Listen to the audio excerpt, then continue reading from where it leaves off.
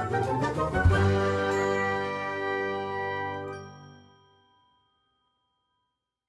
everybody, it's Andy with Andy Gaming, and I am cutting a rug in Lion's Arch.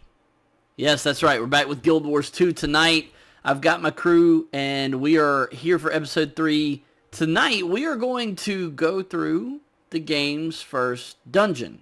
Now, as you will notice, the character that is currently dancing like a maniac in front of you, and good God are his moves impressive.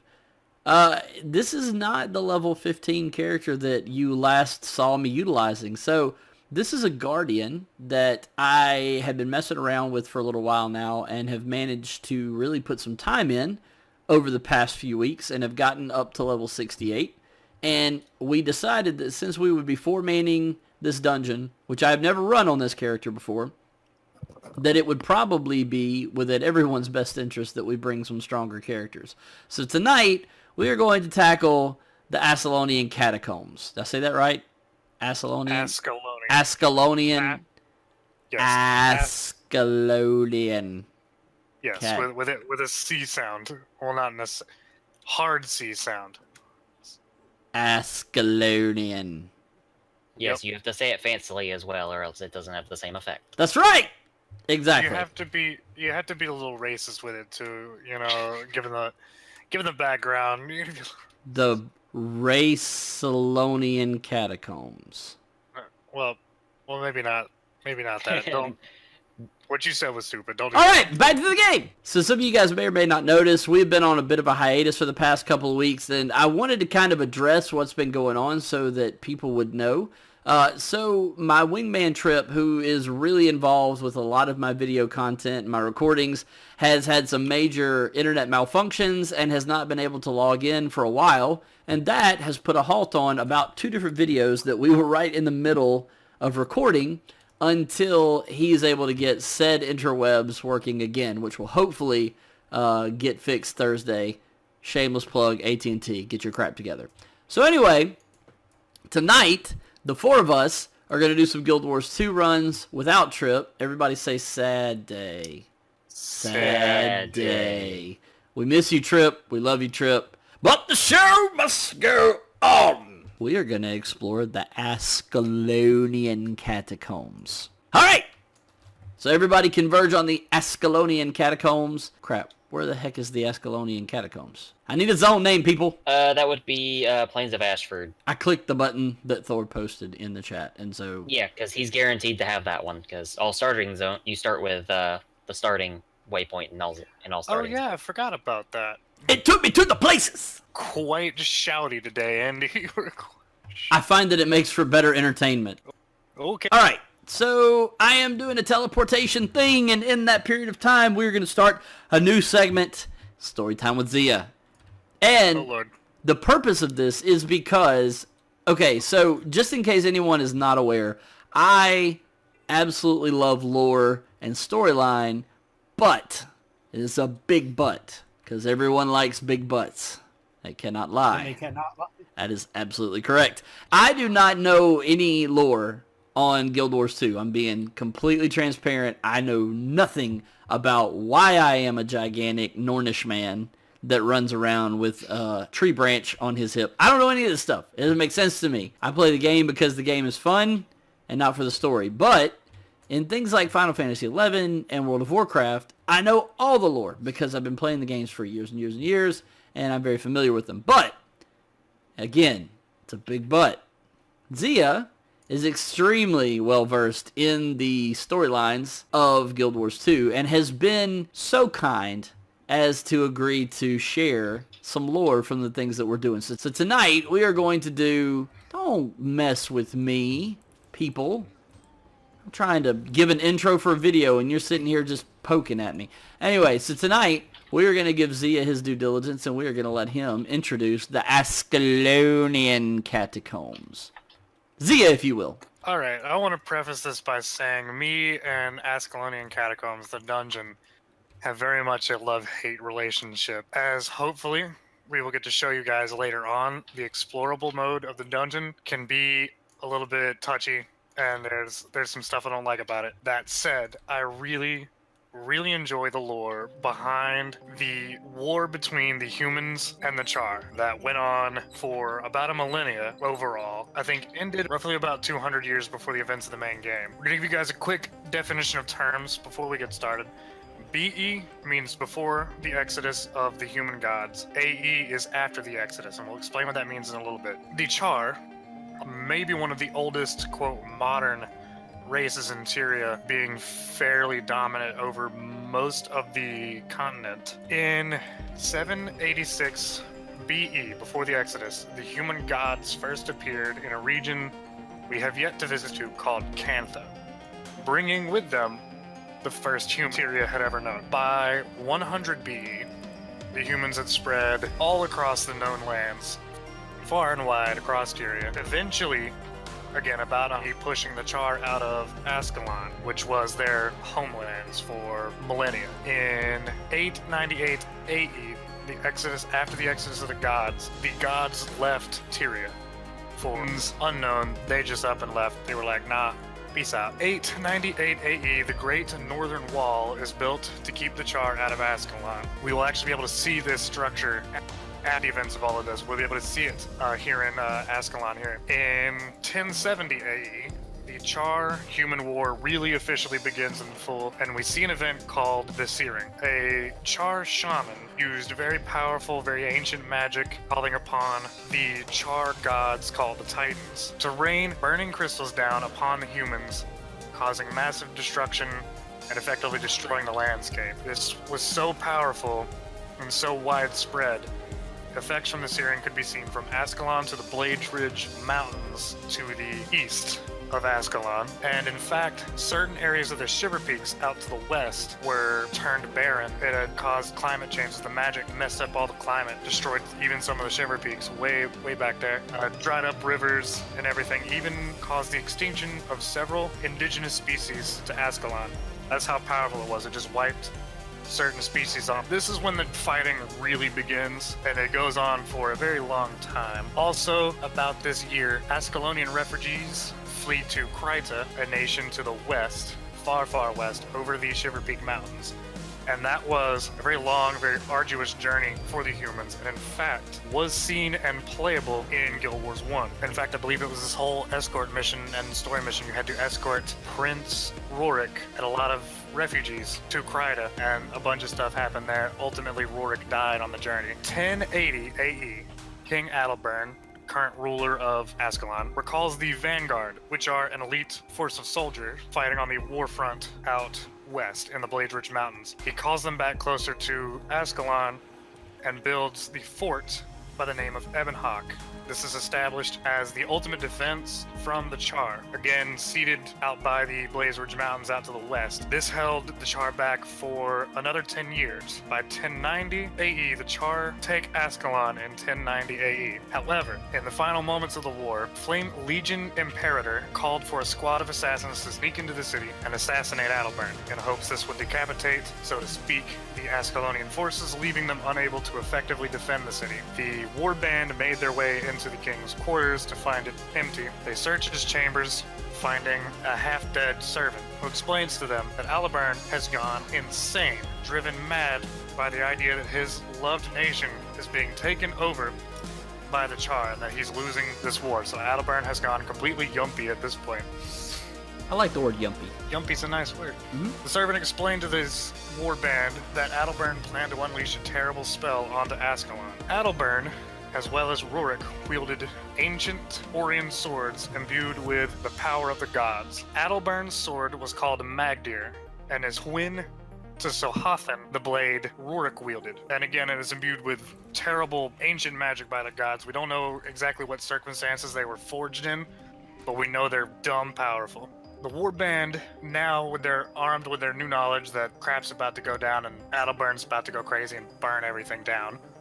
They go back to their Imperator, effectively committing treason to warn them that if they continued their siege on Ascalon, the Char would be lost. The Imperator of the Fire Legion did not like this at all, and did not listen.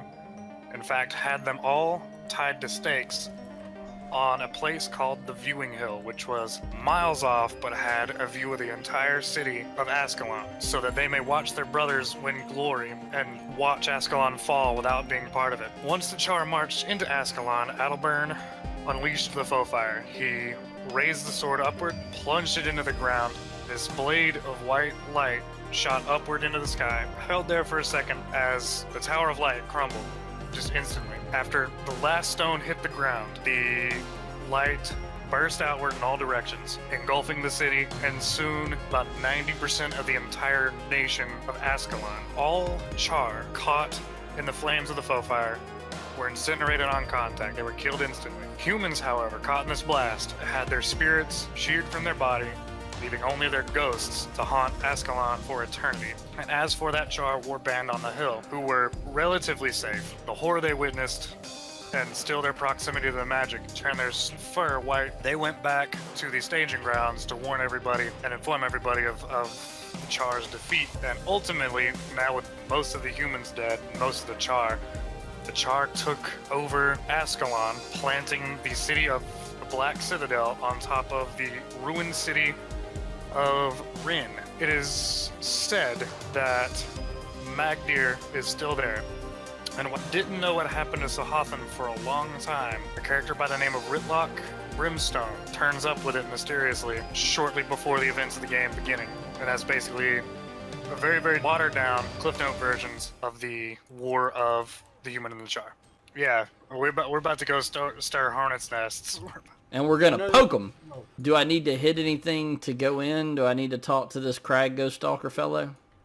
Nah, No, just walk up to the we door and jump hit- right in. I'll click replay story, and we'll jump right in. Inner story mode, right?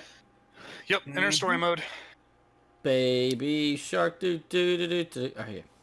Okay, Let's so do this. wait, before we get started, something that bears importance enough to explain is that in Guild Wars 2, there are two different types of dungeon exploration, so to speak. So the first time you hit the level that you can actually enter the dungeon and you go through it, you'll go through what's called story mode. Story mode allows you to go through, well, the story of the dungeon and experience what's going on within it and what its purpose is. After you've completed the story mode, then you have the ability to go back through the dungeon in the exploration mode. And Zia, I believe you were telling me that in exploration mode there are normally 3 to 4 paths per dungeon that you can take. Yes, 3 to 4. Standard is 3, but I select few have 4. Side note, it is not when you beat the story. It is when you reach 5 levels after when you first unlocked it. So like 30 is when you first unlock story mode of the first dungeon, which is Ascalonian Catacombs. So 35 is when you unlock explorable. 40 is the story mode for second dungeon, so on and so forth. Okay, great. So that makes sense because I was sitting there thinking to myself, okay, when I went to go in or into the dungeon, that it gave me the option for exploration mode, and I'm going, I've never done this on this character, so I didn't really know, but that makes more sense. Good deal. Okay, so it is level bound, not completion bound. exactly. So the important thing to note about that is if you're maybe a WoW player, what this would kind of equate to is more like maybe running a standard version of the dungeon versus running a heroic version of the dungeon. And then for, let's just say, Final Fantasy XI players, because I know there are a lot of people that watch my content that are Final Fantasy XI players, this would be the equivalent of running a battlefield such as Shadow King or the Tenzin fight or something like that, versus the level 119 high tier battlefield version of that. So there is a difference in the difficulty level in doing that. They just come in apparently 5 level tiers. So good information. Without further ado, gentlemen, let's get into this thing. That's something that maybe not everybody that's watching this content necessarily knows. Guild Wars 2 does not have a holy trinity like other games. There's no DPS tank healer type situation per se in this game. Now there are, as Scout is showing us tonight, there are options where you can make yourself more of one or the other, but every class in this game has the ability to heal itself, keep itself from dying, and sustain itself, so to speak. So every class has damage capabilities, every class has support abilities, every class has everything it needs to be its own solo army if it needs to be. But the group content, honestly, it adds a little bit more of a layer to the group content in this game because it can require a lot more coordination amongst team members because you don't have people falling into specific roles unless it's a good coordinated team. So tonight, that's not going to be the case because we are not a well-coordinated team. So this is going to be very Leroy. So without further ado, let's do this. Oh, yes. When they added raids, and especially with the elite specializations, some classes do gain the ability of just, with some of the specializations, some of them really do spec into more Holy Trinity-esque. So if you're worried about playing a game that doesn't have a Holy Trinity, it really does once you get higher up in there, especially with raiding, because it's kind of required for the raids. Wow, they really didn't even want anybody, like, chilling around this place, did they? If you die, walk it off. If you die. I feel like I have bad memories of something here. Yeah, it's called a Graveling Burrow. Just burn it to the ground. You have bad memories of a particular Wasn't there Spider a Queen spider? boss. Yes, that's the one. Yep. Isn't that same room? That Yeah. is that same room, But but because because of it we're being a in different story, type. it's different. Oh, well, We also came at it from a different direction. and that matters. A little bit. Hmm. Or can I just not count? That was really fun. Oh, I was trying to count the strings, and then a torch appeared, and it was. Haha. What? Loot. It's Oh. looting the loot. All right, Thor, you ready to go murder some ghosts? Because man, am I. Yeah, I'm ready to beat the snot out of some. Ghost giant murder, spiders. here we come. Good Part, God, real- man! real- Hey, See, what about the look. guy with the skull over his head? Is he going to get wrecked? Are we going to wreck him? That's. We That's. want to the kill all the trash first. Oh, they're all trash. Because they're humies! I take deep personal offense to that, sir. Humies are trash! Humi is best race. Humi is- Char is best race, even though my main is a human. No. Full- PC is master race. I will agree with you on that one. You console scrubs are only plebes. Get wrecked. Oh, now you pissed Relax. the ghost off. Ritlock got no chill. It's like, oh, now you made him angry. Look, I didn't know you could interact with it. Whoa. yes, you can interact with it and learn about the sword. Very cool. Hang on. When did they add that? Hey, does anybody know how to take a screenshot? Mine is Uh, bound to F- F6. Mine's a F12, I think. Mine's Oh no, not F12. window Don't print. press F12. I think I got it. Mine's. This is Thor in all of his masculine manliness and manalinity. And this is Thor's little buddy. Thor's little buddy's name is Edgar. And Edgar enjoys long hops on the beach.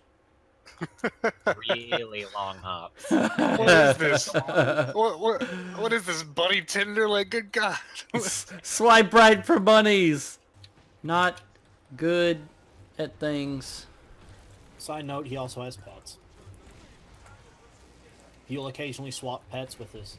He'll swap places with his. Oh God, we killed him too fast. He couldn't teleport. 0 F's given. I don't think I've ever seen him die that quickly. That's Okay. because we, as a team, piss excellence. It's simply in our DNA and urinary stream.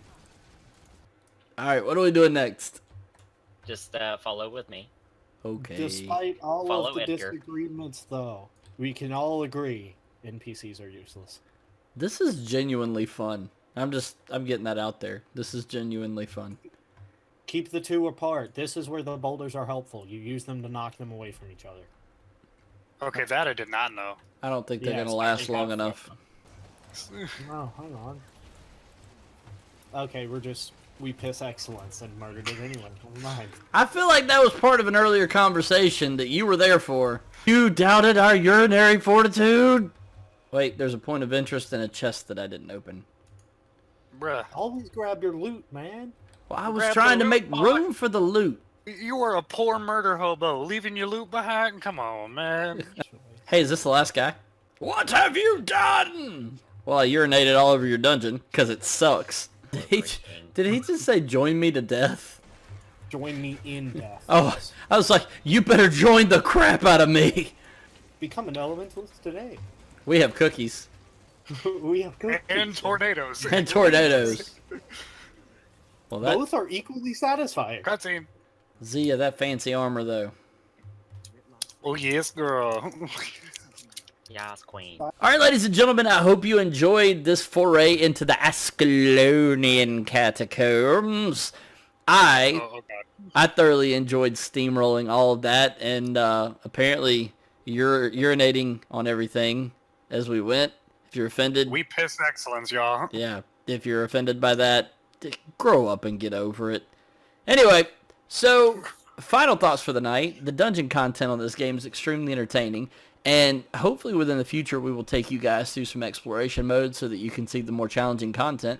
But until next time, just remember to smash that subscribe button so that you guys can keep up with what we're doing. New content hopefully coming out at least once every other week or so. I promise I'm going to try to get on a better recording schedule soon. And outside of that, guys, every like counts and every share counts because we want to make this something that we can continue to do for the masses. So until next time, you guys have a great night. Deuces.